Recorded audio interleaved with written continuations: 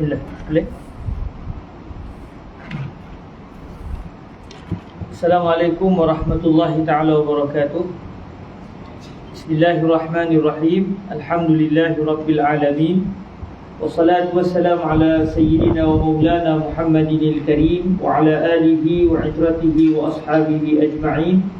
Asyhadu an la ilaha illallah wahdahu la syarika lah wa asyhadu anna habibana wa sayyidana wa maulana Muhammadan abduhu wa rasuluh wa safiyuhu min khalqihi wa habibuhu addal amanah wa ballagha risalah wa nasaha al-ummah wa kashafa Allahu bihi al-ummah.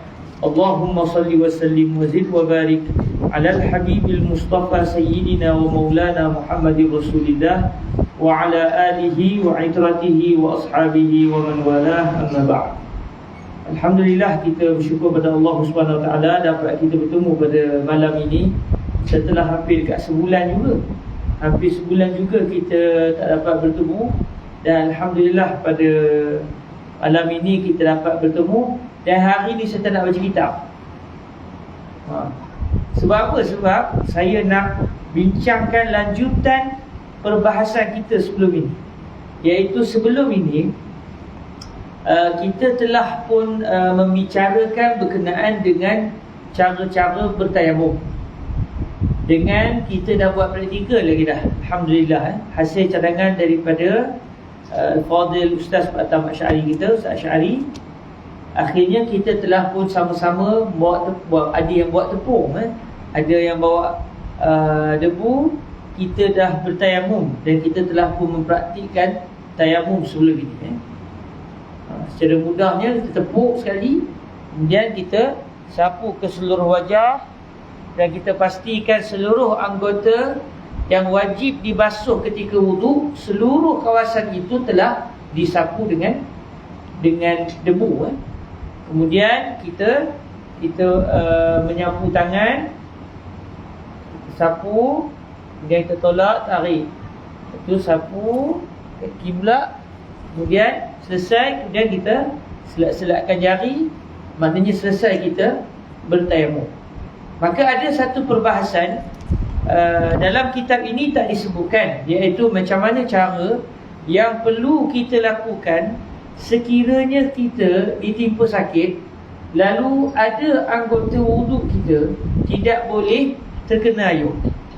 Apa yang perlu kita lakukan sekiranya doktor mengatakan kamu jangan basuh anggota kamu? Kalau kamu basuh juga, nanti lambat sihat atau akan menyebabkan kemudaratan yang besar. Jadi ketika itu apa yang perlu kita lakukan, dan apa pula kaitannya dengan tayamum? Jadi perbahasan itu tidak ada dalam kitab Safinatul Najah fima yajibu 'ala al-'abdi al-maula. Memandangkan kitab ini pada asalnya dibaca kepada orang yang baru nak belajar fiqh. Jadi biasanya satu ketika dahulu dipelajari di peringkat awal. Jadi untuk orang yang baru nak belajar dalam keadaan dia masih muda, mungkin perkara ni tak terlalu menjadi satu tuntutan untuk dia mengetahuinya. Tetapi disebabkan kita membaca dia sekarang, dan kita pula kadang-kadang diuji Tuhan, sakit, ada kalanya ada kawan kita tiba-tiba tangannya patah, mudah bersimen. Jadi macam mana yang perlu dia lakukan untuk dia melakukan solat sekiranya dia ditimpa perkara ni, dan macam mana cara untuk dia berwuduk, dan apa kaitan dengan tayamum. Jadi insya-Allah pada hari ini saya nak bincangkan perkara ni, dan insya-Allah kalau selesai malam ni, besok kita sambung bab yang terakhir dalam tayamum yang ada dalam kitab Safinatul Najah, iaitu perkara yang membatalkan tayamum. Rasanya kita tak bincang lagi ke nak bincang perkara yang membatalkan tayamum? Rasanya belum. Jadi pada hari ini kita tak mau, ataupun bukan tak mau, kita rehat sebentar. Kita nak melihat perbahasan ini yang ada disebutkan dalam kitab-kitab fiqh yang tebal, tetapi dalam kitab Safinatul Najah kita ini tidak disebutkan. Tetapi bukanlah maknanya pengarang mencuai kaedah, tetapi kerana kitab ini pada asalnya dibaca untuk orang yang baru nak belajar kitab fiqh, biasanya kanak-kanak. Tetapi ala kulli hal, walaupun kita mempelajari kitab ini dan kebetulan perbahasan itu tidak disebutkan, maka menjadi satu kepentingan saya rasa untuk kita mengetahuinya. Kalaulah seseorang itu diuji Allah dengan kesakitan,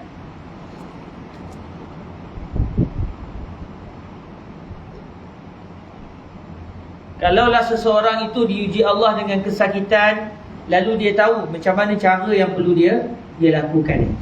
Jadi saya ada buat sedikit nota untuk saya lah. Tapi saya tulis, saya salin daripada beberapa kitab. Jadi insya-Allah subhanahu wa taala kita akan cuba semak perkara ni, dan insya-Allah kalau saya berkesempatan nanti saya akan tulis ringkasan ni dalam bahasa Melayu, dan saya bolehlah saya bawakan dalam grup WhatsApp kita, dalam grup WhatsApp surau biiznillah subhanahu wa taala. Baik tuan-tuan yang dirahmati Allah subhanahu wa taala, ada satu perbahasan dalam kitab-kitab fiqh disebut perbahasan al-jabirah.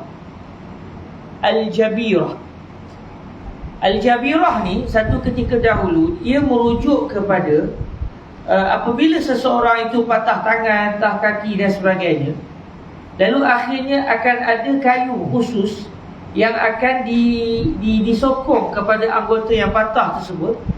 2-3 kayu diikat di kawasan yang patah lalu dibalut.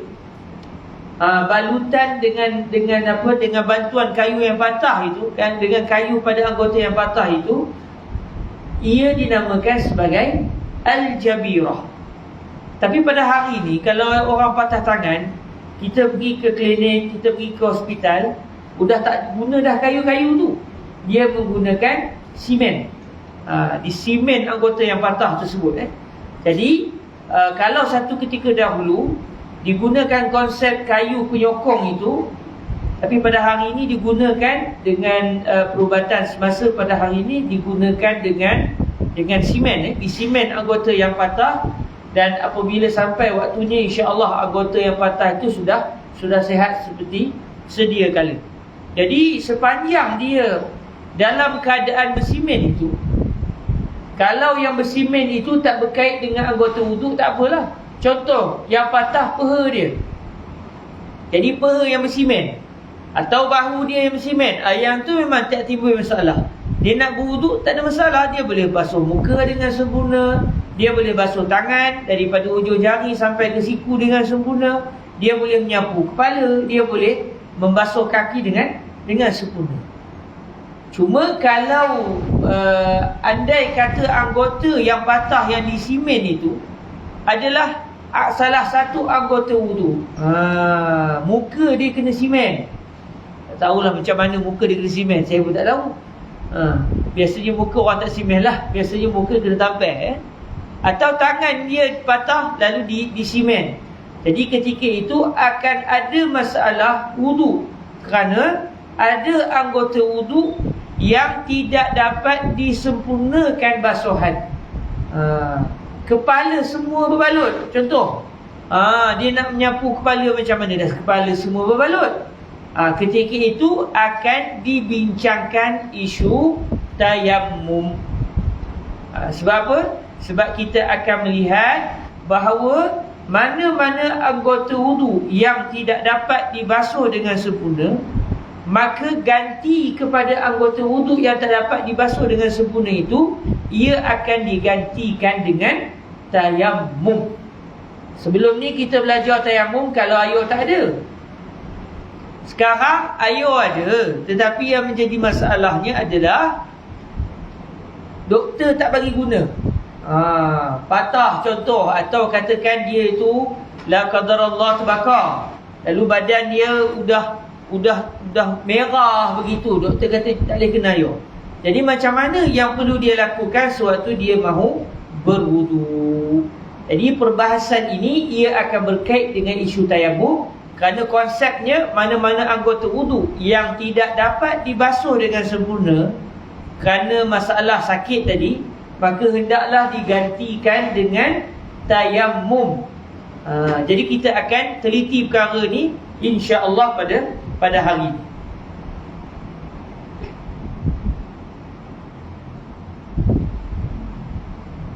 Baik tuan-tuan yang dirahmati Allah Subhanahu Wa Taala, dalam isu ini dia ada dua keadaan. Pertama, kalau anggota yang sakit yang tak boleh kena wuduk itu, anggota itu tidak dibalut. Doktor biarkan. Contoh macam kalau katakan dia luka, doktor kata okey, kita biarkan sampai luka ni kering, tapi doktor tak balut. Ikutlah mungkin doktor rasa kalau balut jadi lambat dia sihat, dibiarkan luka tu terbuka. Lalu anggota yang luka tu kebetulan ni contoh tangan, atau kaki, ikutlah mana-mana pun. Lalu wuduknya tidak dapat dibasuh pada kawasan yang sakit tersebut. Jadi ini satu keadaan, dia anggota wuduk yang sakit tersebut tidak dibalut. Satu lagi, anggota yang sakit itu dibalut. Okey, dia ada dua perbahasan. Kalau anggota itu tidak balut, macam mana hukumnya, cara dia nak berwuduk macam mana. Yang kedua, sekiranya anggota yang sakit, termasuk anggota wuduk yang sakit tu maknanya dibalut pula, jadi macam mana pula perbahasan.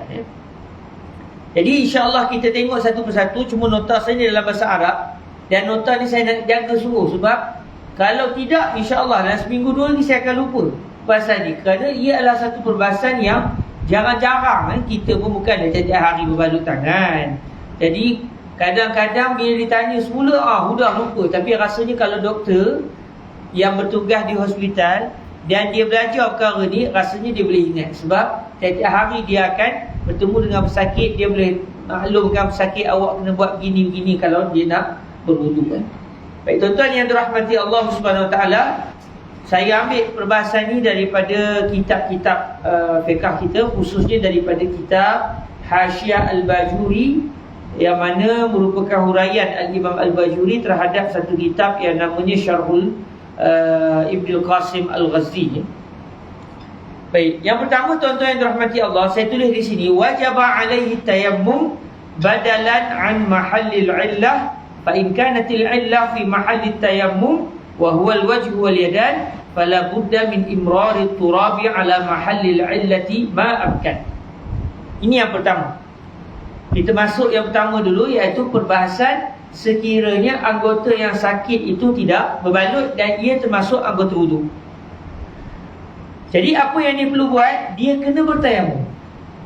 Dia kena bertayamum sebagai ganti kepada tempat sakit yang tidak boleh terkena air tersebut. Tempat yang tidak boleh kena air itu, dia kena ganti kawasan itu dengan cara bertayamum. Dengan maksud, adapun kalau katakan tangan dia saja, katakan di bahagian pergelangan tangan terbakar, lalu menyebabkan tidak boleh terkena air, dalam masa yang sama doktor tak bagi balut, dibiarkan tangan tu sampailah mungkin sampai sembuh dia. Jadi yang bermasalah hanya telapak tangan. Maknanya sewaktu dia berwuduk, dia wajib basuh bahagian tangan yang sihat. Maknanya kalau contoh tangan dia tadi, telapak tangan dia bermasalah, maknanya daripada kawasan selepas tapak tangan tu sampai ke siku, itu wajib dibasuh. Okey, ia wajib dibasuh. Maknanya, ambil contoh tadi, kalaulah tangan dia tadi, katakan pergelangan tangan dia sakit, apa yang dia perlu buat ketika dia nak berwuduk? Dah kalau tangannya sakit, rasanya orang lah kena tolong wudukkan muka dia. Dia kena minta tolong orang lah maknanya. Macam mana tangan dia sakit, lepas tu nak cari air macam mana? Okey, yang paling penting maknanya dia berwuduk, pertama dia basuh muka, sama ada dia sendiri mampu basuh muka atau orang lain tolong basuhkan muka dia, cuma dia menghadirkan niat. Sebab anggota mula-mula dalam wuduk adalah membasuh muka berserta niat. Lalu dia pun basuh muka dia dengan sempurna. Selesai dia basuh muka, dia pun membasuh kedua tangan dia yang boleh terkena air. Contoh katakan yang sakit tangan kanan, tangan kanan dia di pergelangan tangan dia yang sakit, lalu dia basuhlah baki tangan kanan dia yang boleh terkena air. Dia basuh sebanyak 3 kali contohnya. Kemudian dia kena buat apa? Dia basuh tangan kiri dia pula. Dia wajib basuh tangan kiri dia dengan semula, sebab yang masalah tangan kanan di bahagian pergelangan tangan. Sebelum dia menyapu rambut, dia kena bertayamum. Sebelum dia menyapu rambut, sebab selepas kita basuh muka, kita basuh tangan. Selepas basuh tangan, kita kena sapu kepala dengan air. Sebelum dia menyapu kepala dia dengan air, dia kena bertayamum terlebih dahulu. Sebab apa kena tayamum? Sebab ada kawasan tangan dia yang tidak boleh terkena air. Jadi dia kena bertayamum. Tayamum di mana? Di muka dan tangan. Maknanya dia bertayamum di muka dan tangan. Kena ingat, dia sebut tayamum bukan tayamum di tempat yang sakit. Tayamum pada muka dan tangan. Jadi kebetulannya tangannya pula sakit, jadi dia pun bertayamum. Sebab pergelangan tangan kanan dia bermasalah, lalu dia pun bertayamum. Dia ambil debu, dia sapu muka. Selesai sapu muka, dia sapu tangan pula. Kalau doktor kata kalau kena tanah tak ada masalah, yang jangan air. Air tak boleh. Kalau debu tak ada masalah. Kalau kebetulan doktor khabar begitu, maknanya dia pun bertayamum dengan sempurna ke seluruh tangan kanannya dan seluruh tangan kirinya. Kalau doktor kata tak boleh kena air pun tak boleh, debu lagi-lagi dah tak boleh, contoh, maknanya ketika itu selepas dia menyapu muka, dia tayamum pada kawasan yang boleh terkena debu saja, yang doktor kata tak ada masalah kena. Contoh macam pergelangan dia tangan tadi masalah, dia sapu di selepas pergelangan tangan sampai ke kawasan yang boleh je. Lepas tu tangan kiri dia tak ada masalah, dia sapu semua. Selesai itu, dia pun sapu kepala. Okey, setakat ni clear? Semua faham ya? Cumanya kata para ulama, tak ada masalah selepas selesai membasuh muka, katakan tangan dia yang sakit tadi, selepas selesai dia basuh muka, dia nak tayamum dulu ke baru basuh tangan, atau basuh tangan dulu ke baru nak tayamum, tak ada masalah. Tak ada masalah. Cuma kata para ulama, eloknya tayamum dulu. Selepas selesai tayamum, barulah dia berwuduk pada anggota yang terbabit. Contoh macam tangan sakit tadi, okey, kalau kita nak ambil yang terbagus, basuh muka dulu. Selepas selesai basuh muka, tayamum dulu. Tayamum di muka. Bila tayamum di muka, kita dah belajar sebelum ni, hendaklah debu itu tidak basah. Jadi disebabkan dia baru saja basuh muka, maknanya dia kena lap muka dulu. Dia kena lap muka sampai kering, barulah dia boleh bertayamum di muka dan di tangan. Kalau tidak, debu dah bertukar menjadi debu bercampur dengan air. Jadi dah tak boleh untuk bertayamum. Jadi contoh dalam situasi tangan sakit tadi, selepas dia basuh muka dalam wuduk, dia lap muka dia sampai kering. Selepas selesai muka dia kering, dia pun ambil tanah, dia sapu muka dia. Selesai semua muka disapu dengan tanah, dia pun sapu seluruh tangannya dengan tanah. Kalau doktor kata tak ada masalah kena tanah, sapulah semua. Kalau doktor kata debu air pun tak boleh, debu pun tak boleh, nanti kena kuman apa semua. Jadi kalau begitu, dia pun sapu di kawasan yang boleh saja. Katakan tangannya, pergelangan tangan yang sakit, main dia sapu di tangan yang tak sakit, sapu dengan debu. Selesai itu, tadi dia basuh muka, lepas tu dia terus tayamum. Selepas itu dia pun membasuh tangan semula. Sebab dia tayamum tadi untuk cover tangan yang sakit. Okey, selepas selesai cover tangan yang sakit, kawasan tangan yang tak boleh kena air, sekarang dia kena basuh pula kawasan yang boleh dibasuh oleh air. Dia pun basuh tangan dia. Tangan kanan dia kata bermasalah di pergelangan tangan, so bawah ni dia basuh macam sempurna.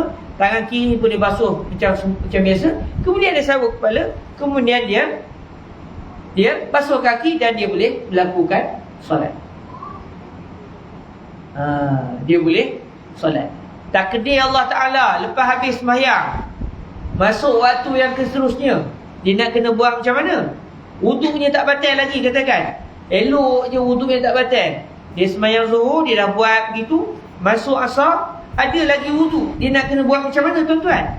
Kita dah belajar sebelum ni, satu tayamum untuk satu solat fardu. Jadi apabila masuk fardu yang seterusnya, kawasan tayamum dia tadi sudah, istilahnya sudah tidak lagi boleh digunakan. Tapi kebetulan wudunya tak terbatal lagi. Maknanya hadas pada mukanya masih belum ada, hadas di kepalanya masih belum ada, hadas di seluruh tangannya kecuali kawasan yang sakit masih belum ada, hadas di kaki masih belum ada. Cuma masalahnya telapak tangan dia tadi bertayamum, telah digantikan dengan tayamum. Masalahnya tayamum untuk satu salat fardu. Habis bila basuh asar dia nak kena buat apa? Dia tayamum sekali lagi. Dia tayamum di muka, dia tayamum di tangan, dia boleh terus sembahyang asar. Dia tak perlu berwuduk sebab wuduknya masih belum batal. Katakan masuk asar, wuduknya batal, atau sebelum tu lagi dah batal. Bila dah batal, maknanya kena buat macam mana? Dia kena mula semula macam dia sembahyang zuhur tadi. Dia basuh muka, selesai basuh muka, dia boleh pilih nak tayamum dulu ke nak basuh tangan dulu. Katakan dia tadi dia dah tayamum dulu, dia kata kali ni nak try pula basuh tangan dulu. Basuh tangan. Basuh tangan kanan 3 kali, takat yang boleh. Kawasan yang tak luka dia basuh. Kemudian tangan kiri, katakan tak ada luka langsung, dia pun basuh 3 kali elok. Kemudian dia nak bertayamum, dia lap muka dia lap tangan dia. Kemudian dia pun bertayamum di muka, dia bertayamum di tangan, takat yang mampu. Kalau boleh semua, sempurnakan semua. Kenapa dia bertayamum? Untuk cover telapak tangannya yang tidak boleh terkena air tersebut. Kemudian dia sapu kepala dengan air, dia sapu wuduk maknanya, dia sapu kepala, kemudian dia basuh kaki dan dia sembahyang asar. Okey. Itu yang pertama. Kemudian dalam kitab-kitab fiqh kita juga disebut wa wajaba aidan ghaslul udwi as-sahih wa yatalattafu fi ghaslil mujawiri li mahallil illati ma amkan. Apabila macam bateri macam tak pernah ada ya. Kalau bateri tak ada tuan-tuan, zaman dulu dia tak pakai mikrofon. Tapi caranya yang ada kena ke depan. Sebab suara saya tak akan sampai saya ke belakang. Tuan-tuan disebabkan ada mikrofon, tuan-tuan ke belakang, dah sampai lah mula suaranya kan. Baru cadang nak suruh tuan-tuan ke depan Dulu sebab kes Covid kita berjauh-jauh. Sekarang dah tak ada Covid. Dan antara sunnah dalam kita menuntut ilmu ni sepatutnya tidaklah seorang ke hulu, seorang ke kelor tuan-tuan. Dia dekat je. Tapi tuan-tuan malu tak apalah, saya pun tak nak paksa lah terpulang ke tuan-tuan ya. Okey. Suara dah sampai tak? Jadi dia dalam teks yang saya baca tadi disebut wajib apabila seseorang itu nak berwuduk, dia wajib basuh anggota yang sihat. Macam saya sebut tadi. Dan hendaklah dia membasuh dengan lembut kawasan yang bersebelahan dengan kawasan yang sakit. Penting. Contoh macam tangan tadi ya. Tangan tadi, telapak tangannya tak boleh katakan. Telapak tangannya bermasalah. Sakit, doktor pula tak simen. Isu kita sekarang ni, isu semuanya tak simen. Nanti isu simen kita bincang yang lain pula. Dia ada satu lagi folder baru.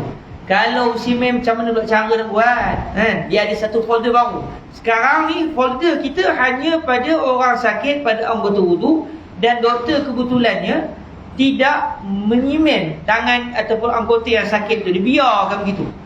Jadi oleh kerana anggota, contoh telapak tangan dia tak sakit, terbakar lah katakan contohnya, atau luka, dibiarkan begitu. Masalahnya selepas telapak tangan ni sihat.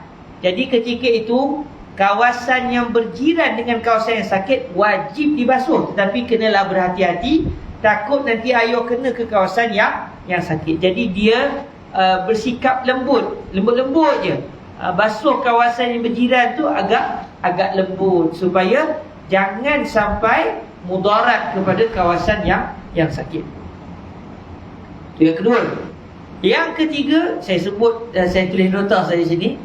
Wa wajaba aidan at-tayammum idza dakhala waqtu ghasli al-'udwi al-'alil mimman kanat yaduhu alilah la yajuzu lahu tayammum illa ba'da ghaslil wajhi. Ini yang saya sebut tadi, iaitu tayammum adalah mengikut tertib wudu.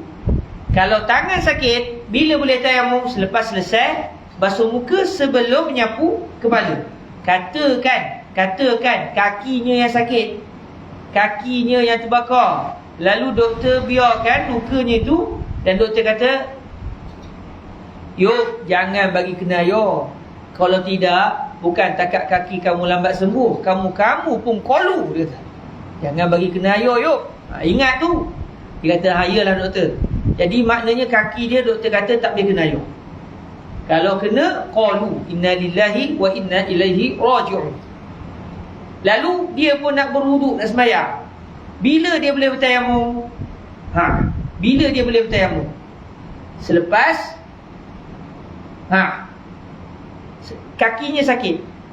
Bila dia boleh bertayamum? Lepas basuh muka, terus tayamum untuk kaki, atau lepas basuh tangan? Jawapannya selepas menyapu kepala. Sebab dalam anggota wudu, yang mula-mula kita kena basuh adalah muka dulu. Maka muka kena basuh dulu. Selepas selesai basuh muka, kita pun basuh tangan. Selesai dah sempurna basuh tangan, barulah boleh kita menyapu kepala. Selepas selesai menyapu kepala, kita sepatutnya kena basuh kaki. Tapi doktor dah pesan, "Yuk, ingat yuk, jangan lupa." Akhirnya dia kata kaki yang sakit, katakan kaki kanan. Kaki kanan yang tak boleh kena air, kaki kiri boleh kena air. Maknanya dia wajib basuh kaki kiri. Kaki kanan dia nak buat macam mana? Dia bertayamum. Tayamum di mana? Jangan tuan-tuan tayamum di kaki pula. Anggota wuduk hanya dua, muka dengan kedua tangan. Jangan pula. Dulu saya pernah masa sekolah menengah dulu, ustaz mengajar, gambarnya ustaz pun tersasul. Saya pula kuat tanya. Ustaz cerita kalau tangan patah apa semua tayamum di muka dengan tangan. Lepas tu saya kata, "Ustaz, kalau kaki patah macam mana?" Tayamum di kaki, Ustaz.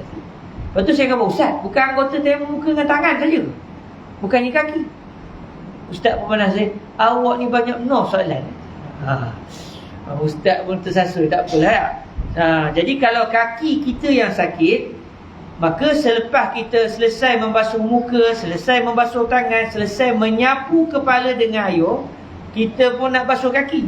Bila kita nak basuh kaki, masalahnya kaki kanan kita itu dah terbakar, tidak boleh kena air. Doktor pesan ingat air.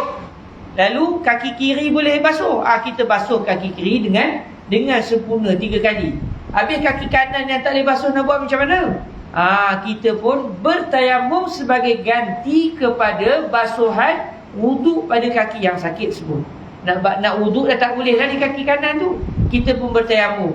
Muka tadi tulannya basah lagi, kita pun lap muka. Tangan pun basah lagi, kita pun lap tangan. Kemudian kita pun menyapu muka dengan debu, kemudian kita menyapu kedua tangan dengan debu. Tujuan tayamum ni untuk apa? Untuk cover, untuk ganti basuhan pada kaki kanan yang sakit. Kena tayamum dulu ke kena basuh kaki kiri dulu? Boleh pilih. Macam saya sebut tadi boleh pilih. Selepas selesai kita membasuh, selesai kita menyapu kepala, masa berwuduk tu dah selesai sapu kepala, sampailah giliran membasuh kaki. Kaki kanan sakit, kaki kiri elok, makanya wajib basuh kaki kiri. Cuma adakah mesti basuh kaki kiri baru boleh tayamum? Atau tayamum dulu baru basuh kaki kiri? Terpulang. Boleh pilih salah satu. Yang terbaik mana satu? Yang terbaik kita tayamum dulu. Kita tayamum dulu. Selesai sapu kepala, kita pun bertayamum di muka dengan tangan untuk ganti kepada basuhan pada kaki kiri yang bermasalah. Kemudian kita pun berwuduk pada kaki, iaitu membasuh kaki kiri yang sihat.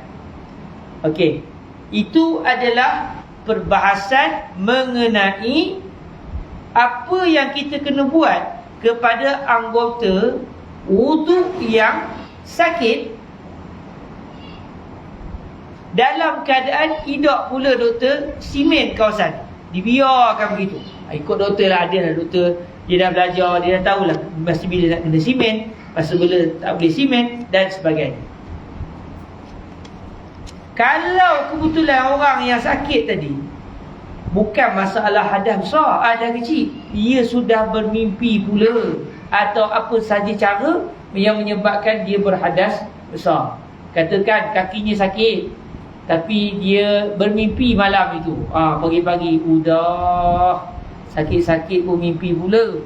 Ataupun sebagai contoh, dia sakit tetapi dalam masa yang sama yang sakit kakinya, yang lain semuanya sihat. Dia kata saya mahu bersama dengan isteri saya. Berdosa ke tidak? Mana nak berdosa dengan isteri dia? Ikutlah macam mana pun. Sakit-sakit pun dia boleh tahan, ya silakan. Akhirnya dia bersama dengan isteri dia. Dia pun nak kena mandi wajib, nak sembahyang subuh. Kaki udah sakit. Doktor kata jangan kena ayo, ingat. Jadi apa-apa aku tak tanggung. Salah ke kamu kalau jadi apa-apa. Akhirnya dia kata udah nak kena mandi dah ni. Macam mana nak buat? Kakinya udah sakit, tak boleh kena ayo. Dia kena mandi wajib. Mandi wajib iaitu pada seluruh anggota badan dia yang sihat. Dia kena mandi macam biasa. Habis kaki yang tak boleh kena air tu ikutlah dia nak balut ke, dia nak apa? Nak letak plastik dulu ke apa? Dia punya hair, dia cari pasal, dia sendiri kena jawab, dia kena cari jalan penyelesaian. Selesai dia mandi, basuh pada semua anggota yang boleh kena air, tinggal lagi kaki dia tu yang sakit tu, kaki kanan contohnya.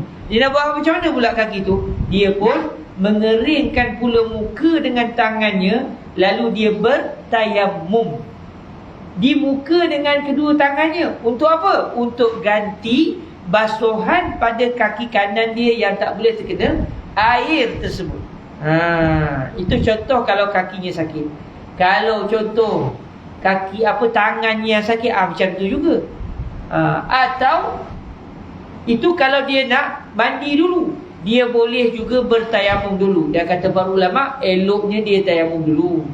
Sebab kalau dia tayamum dulu, tak adalah dia nak kena ngelap-ngelap apa semua. Kemudian bila contoh kakinya sakit, dia tayamum di muka dengan tangan. Selesai dia bertayamum di muka dengan tangan sebagai ganti basuhan pada kaki yang tak boleh kena air tadi, dia pun mandi. Jadi debu yang ada di mukanya pun hilang sekali dengan air tu. Jadi dia tak perlu nak banyak kali nak kena bersihkan kawasan yang berdebu tersebut.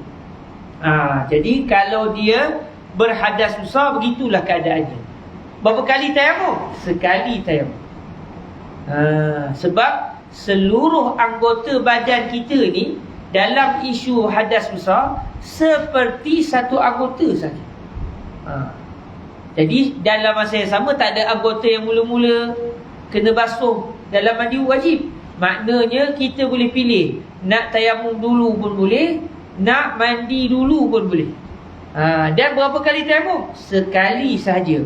Walaupun yang sakit banyak tempat. Doktor kata dia contoh macam mana hari tu, udahnya tangannya tak boleh kena air, kaki pun tak boleh.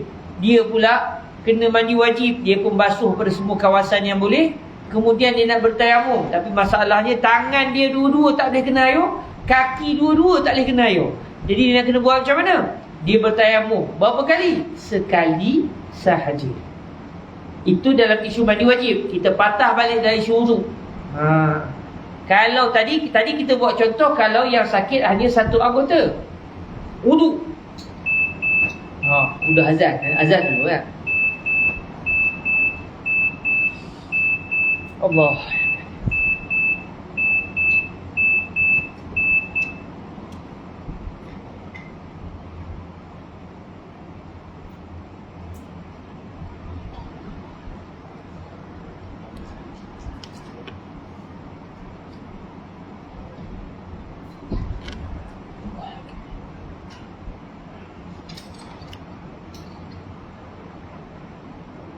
الله أكبر الله أكبر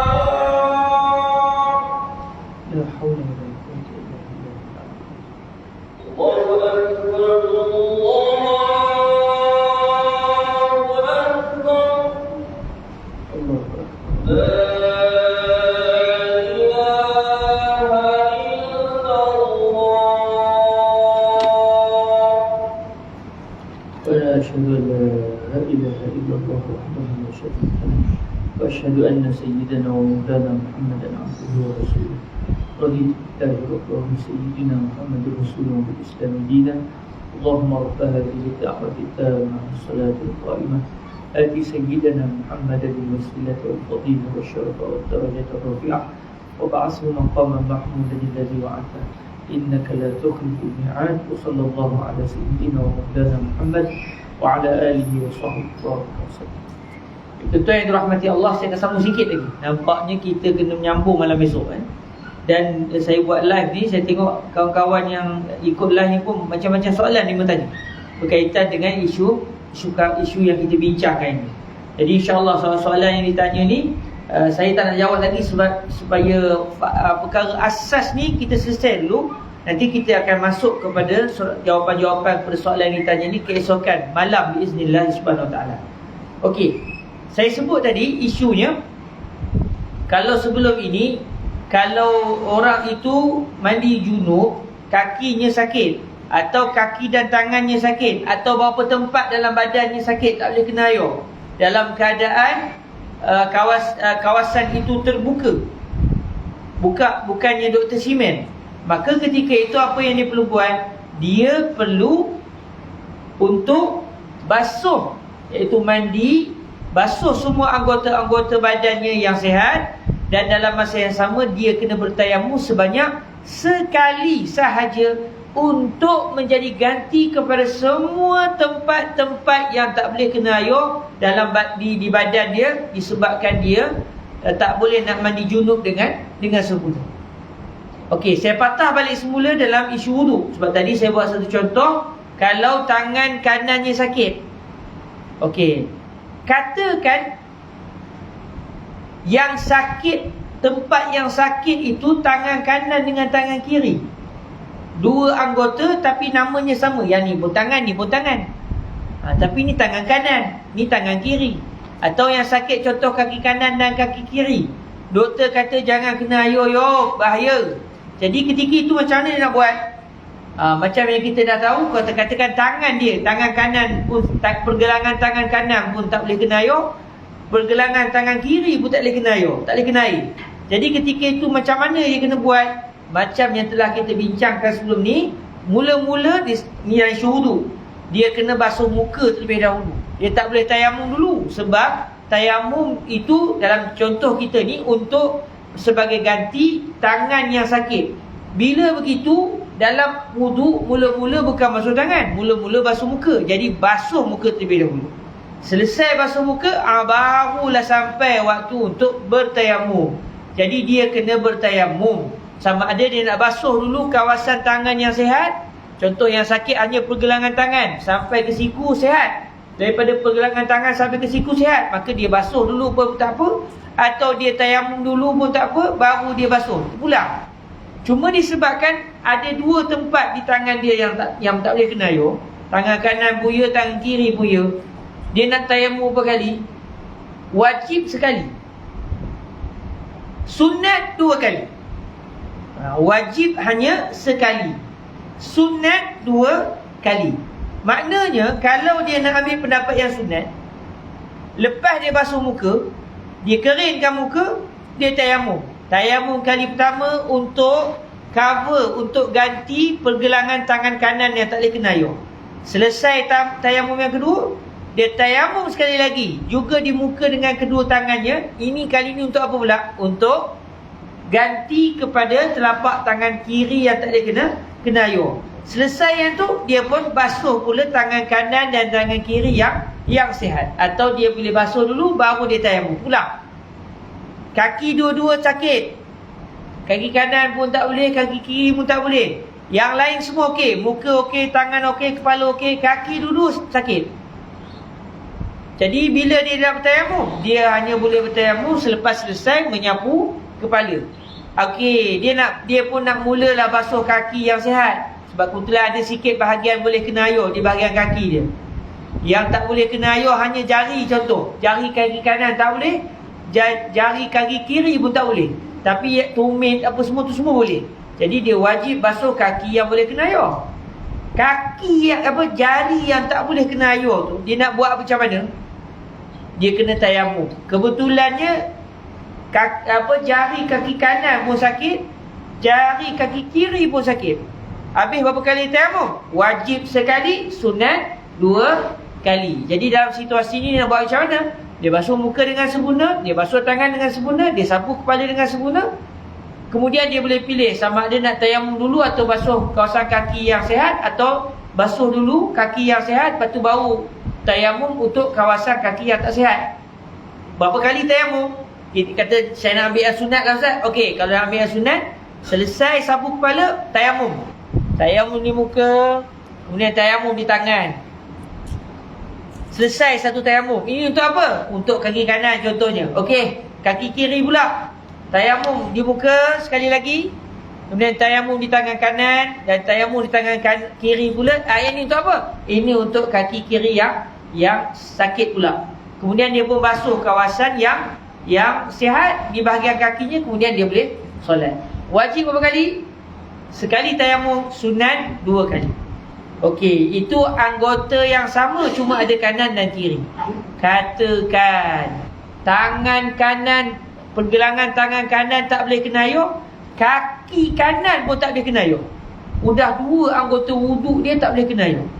Ini masih dalam folder yang kita bincang, iaitu tidak bersimen. Isu simen nanti kita akan tengok lain pula. Esoklah kita cerita pasal simen. Tangan kanan dia doktor biarkan sebab terbakar. Doktor kata jangan bagi kena air. Kaki kiri dia pun tangan kanan dan kaki kanan lah, ambil contoh mudah. Kaki kanan pun tak boleh kena air. Doktor kata saya tak simen, biar sampai kering, jangan bagi kena air. Jadi ketika tu sudah ada 2 anggota wuduknya yang tidak boleh terkena air. Apa yang perlu dia buat? Maka dalam situasi contoh kita sekarang ni, pergelangan tangan kanan tak boleh kena air, kaki kanan pun tak boleh kena air, dia nak kena buat macam mana? Dia basuh muka dulu. Kalau dia nak ambil yang wajib lah. Kalau dia ambil sunat macam biasalah, basuh tangan, kumur-kumur, basuh air ke hidung. Kemudian dia pun basuh muka. Ni yang mula-mula fardu lah dalam wuduk. Dia pun basuh muka. Selesai basuh muka, dia kata okey, sekarang sampailah masanya untuk saya bertayamum untuk pergelangan tangan yang sakit tadi. Dia pun bertayamum. Tayamum di muka, selesai. Tayamum di tangan kanan dan tangan kiri. Selesai. Okey, dah selesai ke? Tak selesai lagi, sebab yang sakit hanya pergelangan tangan kanan. Bawah pergelangan sampai ke siku sihat. Tangan kiri sihat. Jadi dia kena basuh pula bahagian yang sihat. Selesai dia basuh bahagian yang sihat, selesailah basuh muka dengan tangan berserta tayamum. Okey, dia pun sapu kepala pula. Selesai sapu kepala, yang berbaki anggota wuduknya adalah membasuh kaki. Kaki mana boleh basuh? Kaki kiri okey. Masalahnya kaki kanan. Kaki kanan tak boleh kena air, doktor kata. Jadi masa tu apa yang boleh buat? Dia kena tayamum sekali lagi untuk kaki pula. Selesai dia sapu kepala, dia kata mohlah awak tayamum sekali lagi. Yang ni untuk kaki, yang tadi untuk kanan, untuk tangan. Sekarang untuk kaki pula. Dia pun menepuk tangan di debu, kemudian dia pun menyapu muka. Selesai dia sapu muka, dia pun sapu pula tangan. Selesai tangan kanan, tangan kiri pula. Ni tayamum ni untuk apa pula Yang ni untuk kaki.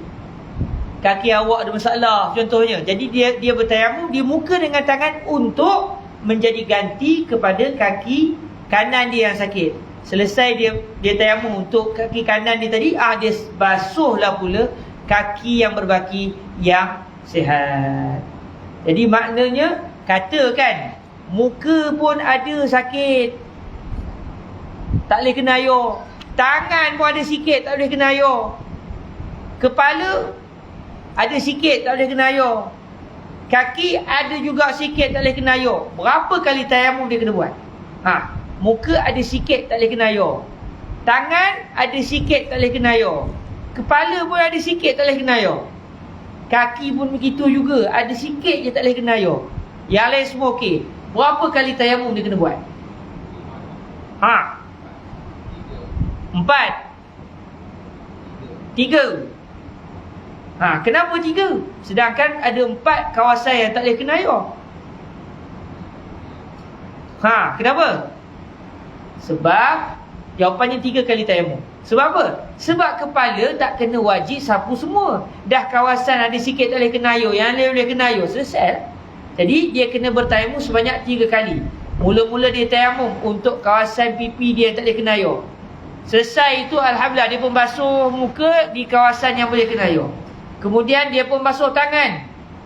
Selesai basuh tangan, dia pun bertayamum. Untuk apa pula? Untuk tangan yang tak boleh kena air. Atau dia terbalik, dia tayamum dulu baru dia basuh tangan. Atau basuh tangan dulu tu tayamum. Pulanglah. Kemudian kepala, alah Ustaz, di bahagian depan tak boleh kena air. Alahai, dia yang wajib sapu sebahagian kepala. Dah depan tak boleh kena air, sapulah belakang kepala. Selesai wuduk. Sempurna, tak payah tayamum untuk kepala. Kemudian kaki. Kaki dia tayamum sekali lagi untuk kaki yang tak boleh kena air. Dia pun tayamum di muka, dia pun tayamum di tangan, dan selesailah wuduknya, dan dia boleh untuk melakukan solat. Katakan kepala dia semua berbalut. Kalau kepala semua berbalut, muka sikit tak boleh kena air, tangan sikit tak boleh kena air, kepala semua berbalut, kaki sikit tak boleh kena air, apa dia kena buat? Dia kena tayamum berapa kali? 4 kali. Tayamum untuk tayamum untuk muka dulu. Kemudian selesai dia basuh muka, tayamum untuk tangan pula. Selesai basuh tangan, tayamum untuk kepala yang tak boleh kena air.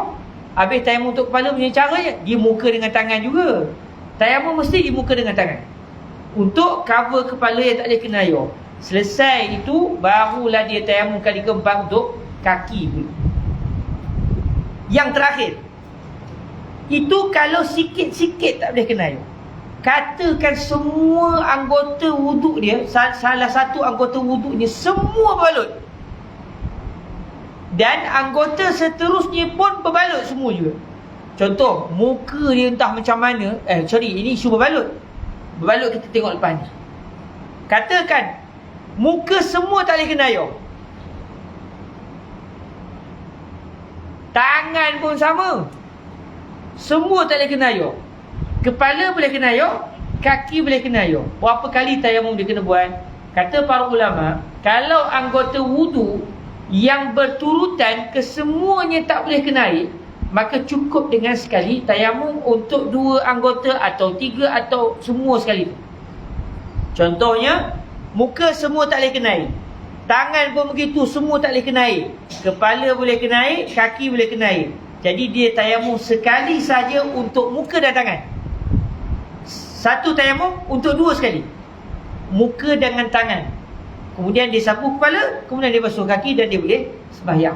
Tapi kalau muka sikit tak boleh kena air, tangan sikit tak boleh kena air, dia berapa kali tayamum? Kita buat 2 kali. Katakan muka semua tak boleh kena air, tangan pun begitu, kepala pun begitu, kaki boleh kena air. Jadi dia bertayamum,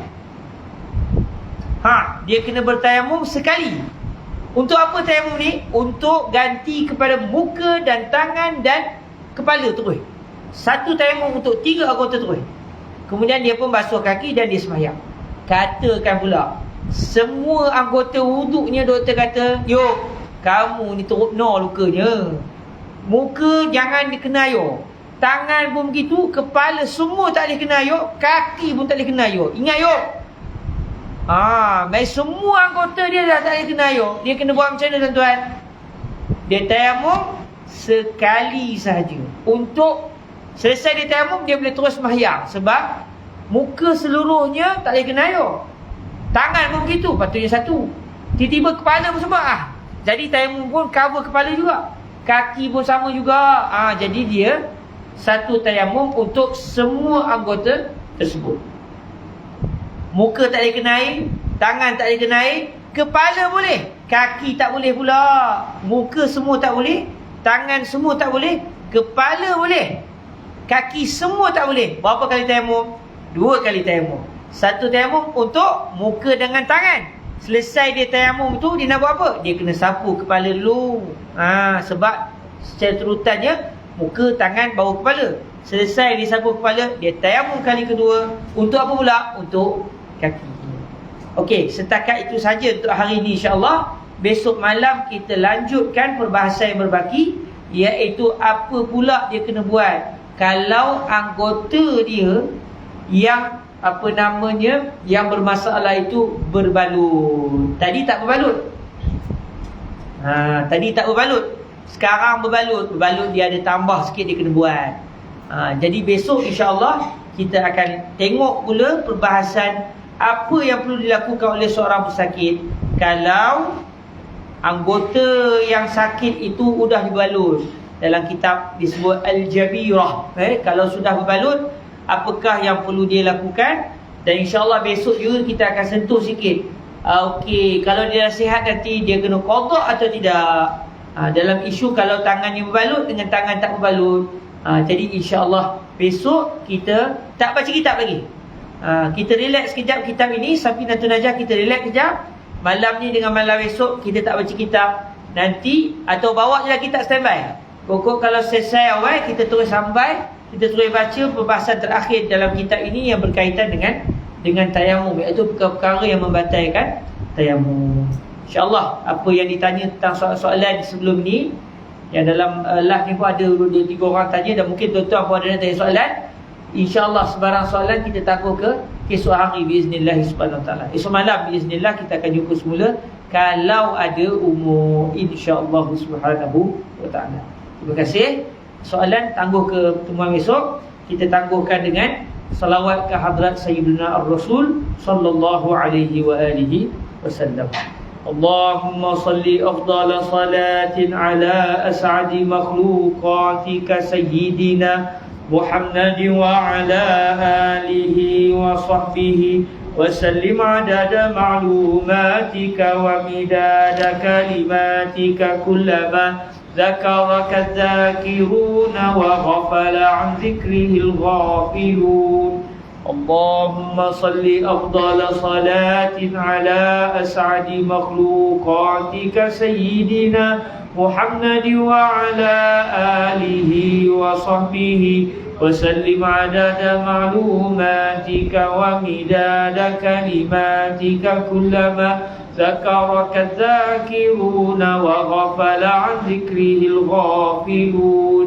اللهم صل أفضل صلاة على أسعد مخلوقاتك سيدنا محمد وعلى آله وصحبه وسلم عدد معلوماتك ومداد كلماتك كلما ذكرك الذاكرون وغفل عن ذكره الغافلون. وسلم ورضي الله تبارك وتعالى عن ساداتنا أصحاب رسول الله أجمعين. وحسبنا الله ونعم الوكيل ولا حول ولا قوة إلا بالله العلي العظيم. سبحانك اللهم وبحمدك أشهد أن لا إله إلا أنت أستغفرك وأتوب إليك. بسم الله الرحمن الرحيم. والعصر إن الإنسان لفي خسر إلا الذين آمنوا وعملوا الصالحات وتواصوا بالحق وتواصوا بالصبر.